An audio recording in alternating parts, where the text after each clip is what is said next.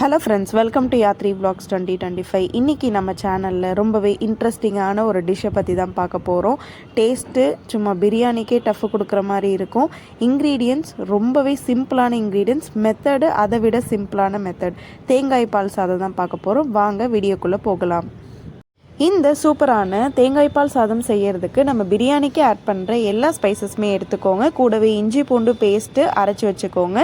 தேங்காய் பால் நம்ம எடுக்கக்கூடிய அரிசியோட அளவுக்கு ஏற்ற மாதிரி தேவைப்படும். அதையும் ரெடியாக எடுத்து வச்சுக்கோங்க. இது நாங்கள் எலக்ட்ரிக் குக்கரில் தான் செஞ்சுருக்கோம். எலக்ட்ரிக் குக்கர் ஹீட் ஆனதுக்கப்புறம் ஒரு 3 டேபிள் ஸ்பூன் ஆயில் ஆட் பண்ணிவிட்டு நம்ம எடுத்து வச்சுருக்க எல்லா ஸ்பைசஸையுமே ஒன்றாவே ஆயிலில் ஆட் பண்ணி ஒரு 2 நிமிஷம் போல் நல்லா வதக்கி விட்டுக்கோங்க. இந்த பட்டை, கிராம்பு, பிரியாணி இலை, கல்பாசி, அன்னாசி பூ, இது கூடவே ஏலக்காய் ஆட் பண்ணோன்னா அது வாசனை இன்னும் கொஞ்சம் நல்லா தூக்கி கொடுக்கும். ஒரு ஏலக்காய் ஆட் பண்ணியிருக்கோம். இப்போ 2 நிமிஷம் கழித்து நம்ம இந்த டிஷ்ஷுக்கு சின்ன வெங்காயம் தான் எடுத்திருக்கோம். நீங்கள் பெரிய வெங்காயம் கூட யூஸ் பண்ணிக்கலாம். சின்ன வெங்காயம் டேஸ்ட்டு நல்லா எடுத்து கொடுக்கும். அதனால் சின்ன வெங்காயம் ஒரு 250 300 கிராம் வரைக்கும் ஆட் பண்ணியிருக்கோம். இது இப்போது நல்லா வதங்கி வரணும். கூடவே கருவேப்பிலை ஆட் பண்ணியிருக்கோம். கருவேப்பிலையும் வெங்காயமும் எண்ணெயில் வதங்கும் போது ரொம்பவே சூப்பரான ஒரு வாசனை வரும். அது யார் யாருக்கெல்லாம் பிடிக்குன்றதை கமெண்ட்டில் சொல்லுங்கள். இப்போ ஒரு 4 நிமிஷம் போல் வெங்காயம் நல்லா வதங்கி வரணும். அது வரைக்கும் நல்லா வதக்கி விட்டுக்கோங்க. பொதுவாகவே தேங்காய் பால் நம்மளோட ஸ்கின்னோட ஹெல்த்துக்கும் நம்மளோட வயிற்று புண்ணை சரி செய்கிறதுக்கும் ரொம்ப ஹெல்ப்ஃபுல்லாக இருக்கும்.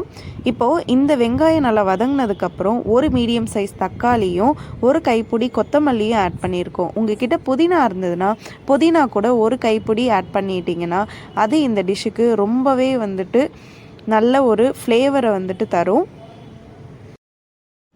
ஆனால் நாங்கள் அன்றைக்கி செய்யும் போது எங்ககிட்ட புதினா இல்லை. அதனால் நாங்கள் ஸ்கிப் பண்ணிவிட்டு கொத்தமல்லி மட்டும் ஆட் பண்ணியிருக்கோம்.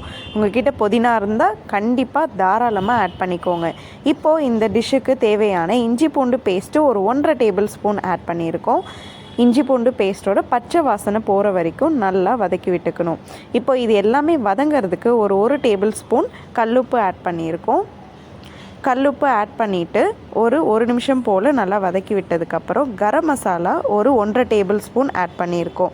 நம்ம ஆட் பண்ணுற இந்த மசாலா எல்லாமே நம்ம தேங்காய் பால் சேர்த்ததுக்கப்புறம் கொஞ்சம் பேலன்ஸ் ஆகிடும். அது ஒரு தனி டேஸ்ட்டை கொடுக்கும்.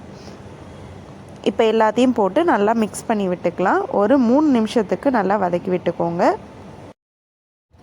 இப்போது இந்த வீடியோவோட ஸ்டார்டிங்கில் நான் சொன்ன மாதிரி அரிசி நீங்கள் எந்த அளவுக்கு எடுக்கிறீங்களோ அதுக்கு தகுந்த மாதிரி தேங்காய் பால் நமக்கு தேவைப்படும்.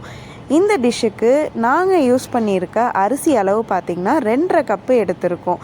இது ஒரு 3 பேர் சாப்பிட்ற அளவுக்கு தான் நாங்கள் செய்கிறோம். அதனால் 2.5 கப்பு அரிசிக்கு நமக்கு 5 கப்பு வரைக்கும் தேங்காய் பால் தேவைப்படும். அதே அளவில் நீங்கள் எத்தனை கப்பு எடுக்கிறீங்களோ அதுக்கு தகுந்த மாதிரி தேங்காய் பால் ரெடி பண்ணி வச்சுக்கோங்க. இந்த டிஷ்ஷோட மெயின் ஸ்பெஷாலிட்டி என்னென்னு பார்த்தீங்கன்னா அந்த அரிசி தேங்காய் பாலில் வேகிறது தான் இந்த டிஷ்ஷுக்கு தனி டேஸ்ட்டை கொடுக்கும்.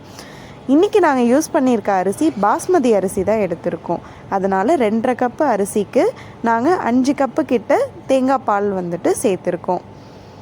இப்போ பாஸ்மதி அரிசியை முதல்லே ஒரு அரை மணி நேரத்துக்கு ஊற வச்சுட்டு நல்லா கழுவி வாஷ் பண்ணி வச்சுருக்கோம்.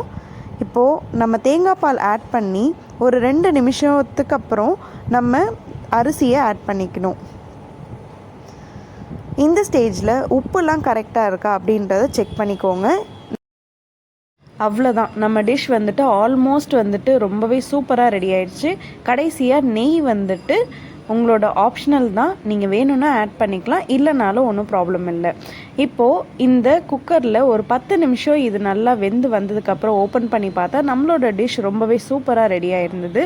இந்த தேங்காய் பாலில் அந்த அரிசி நல்லா வெந்து ரொம்பவே அந்த மூடியை ஓப்பன் பண்ணும் போது சூப்பரான ஒரு வாசனை வரும். அது கண்டிப்பாக நீங்கள் எல்லோரும் எக்ஸ்பீரியன்ஸ் பண்ணால் தான் தெரியும். நீங்கள் கண்டிப்பாக ட்ரை பண்ணி பாருங்கள். உங்கள் வீட்டில் செஞ்சு பார்த்துட்டு எப்படி இருந்ததுன்றதை கமெண்ட்டில் சொல்லுங்கள். இந்த தேங்காய் பால் சாதம் யாருக்கெல்லாம் பிடிச்சிருக்கோ இந்த வீடியோக்கு ஒரு லைக் கொடுங்க. உங்கள் ஃப்ரெண்ட்ஸ் அண்ட் ஃபேமிலி மெம்பர்ஸ்க்கும் ஷேர் பண்ணுங்கள். நம்ம சேனலில் போடுற வீடியோ எல்லாமே பிடிச்சிருந்தா சப்ஸ்கிரைப் பண்ணுங்கள். தேங்க்ஸ் ஃபார் வாட்சிங்.